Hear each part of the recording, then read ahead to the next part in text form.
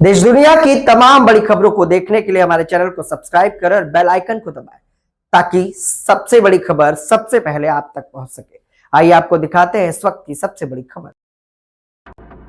कांग्रेस के राष्ट्रीय अध्यक्ष मल्लिकार्जुन खड़गे ने कहा कि 2026 असम विधानसभा चुनाव के प्रचार आज शाम 5 बजे खत्म हो रहे हैं।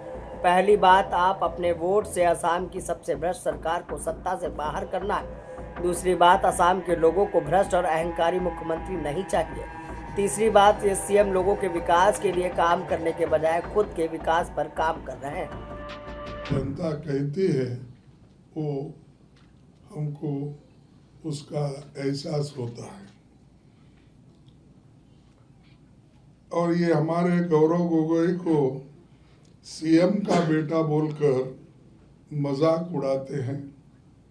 गौरव की भी संपत्ति आप लोग देख रहे हैं और आपको ये भी मालूम है कि गौरव हो या गौरव के पिताजी हो, उन्होंने कितनी संपत्ति 15 साल में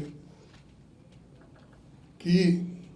हर 5 साल में इनका एफिडेविट भी देखिए और इनका खुद का कहने का और जो अहंकार से बात करने का आप वो भी देखिए। और तीसरी चीज, PM home minister Mohan Bhagwat, RSS, क्या कहना है इस भ्रष्टाचार के बारे में मैं पूछना चाहता हूँ। बाहर तो बहुत बोलते हैं, बाहर तो ये बोलते हैं कि कोई भ्रष्ट आदमी को हम सपोर्ट नहीं करेंगे, इस देश में भ्रष्टाचार हम सहन नहीं करेंगे, मैं खाऊंगा न किसी को खाने दूंगा। लेकिन यहाँ तुम्हारा अडॉप्टेड सन खूब खा रहा है, उसकी इंक्वायरी क्यों नहीं होती? तो आपने इसको अडॉप्ट कर लिया ना। आसाम के चीफ मिनिस्टर को ने तो आपने एक कहा कि ये बहुत अच्छा लड़का है, बहुत अच्छा काम करता है, ये सब। क्या तुम्हारा अडॉप्टेड सन यही काम करता है? क्या इसी के लिए आपने उसको अडॉप्ट किया है?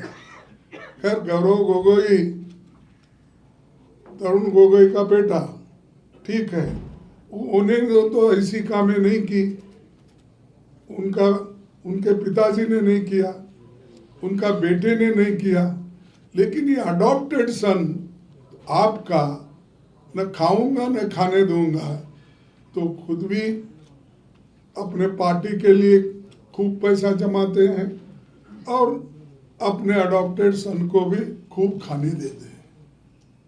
तो ये आपको सबको मालूम है, इतना भ्रष्ट चीफ मिनिस्टर हिंदुस्तान में किसी स्टेट में नहीं मिलेगा।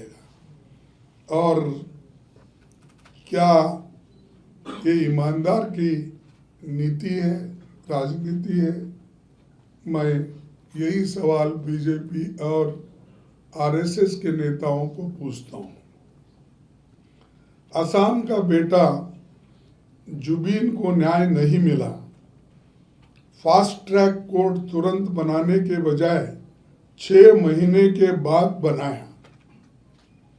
पता नहीं किसको वो बचाना चाहते थे। हमारी सरकार बनने के बाद, जनता का आशीर्वाद हमको मिलने के बाद, हम 100 दिन में एक काम न्याय देकर रहेंगे और इस दोषियों को सजा दिला के हम रहेंगे, ये हमारा वादा है। और मैं एक बात और कहना चाहता हूँ, यहाँ कांग्रेस पार्टी की सरकार बन रही है, किसी को डरने की जरूरत नहीं है।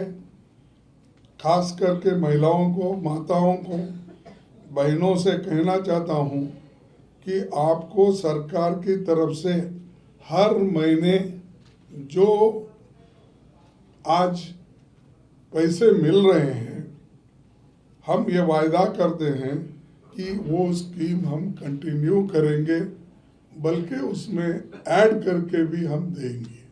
इसीलिए कोई महिला की चिंता करने की ज़रूरत नहीं। हमको आज पैसे मिल रहे हैं, ये कट जाएंगे, और उनका प्रचार है कि ये कांग्रेस की सरकार आई तो ये पैसे नहीं मिलेंगे। ऐसा महिलाओं में उन्होंने डर पैदा करके रखा है।